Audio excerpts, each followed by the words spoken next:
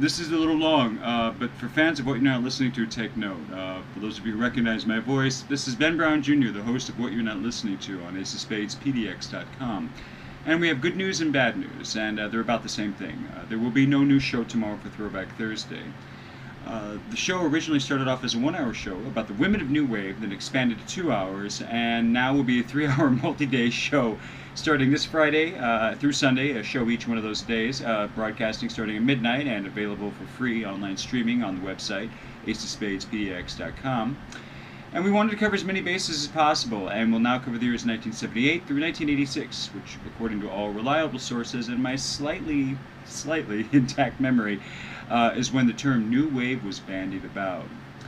Each of these all-female or female-fronted groups were unique in their own way, and at one time or another falling under the banner of what was considered the very loose term of now considered rock of the 80s, spearheaded by KROQ in Los Angeles. And I should know a thing or two about it, since I was a fan and in junior high and high school when the station launched their highly influential format that was widely copied in the 1980s. Punk, post-punk, new wave, new romantic, synth-pop, goth, no wave, etc. If it seems a little odd, it was, even at the time, but it all said one thing: this ain't your parents' new music.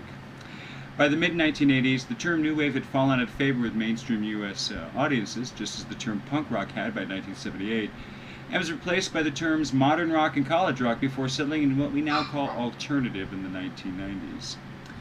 Some of these acts were embraced by rock and pop radio and are now considered classic rock artists. As far as I'm concerned, they are all classic rock artists, since this movement was the very first new music shift to feature women prominently on equal footing with men, with some of them actually outselling the major male acts of the time.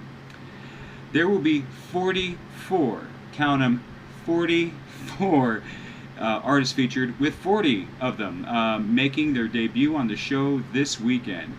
Judging by the letters and responses I receive, women-centered anthologies are something that's lacking in other programs. Anytime we feature women artists on the show, website traffic always, and I mean always, spikes. So if more female artists are what you want to hear, you will not be disappointed. At least I hope you won't be.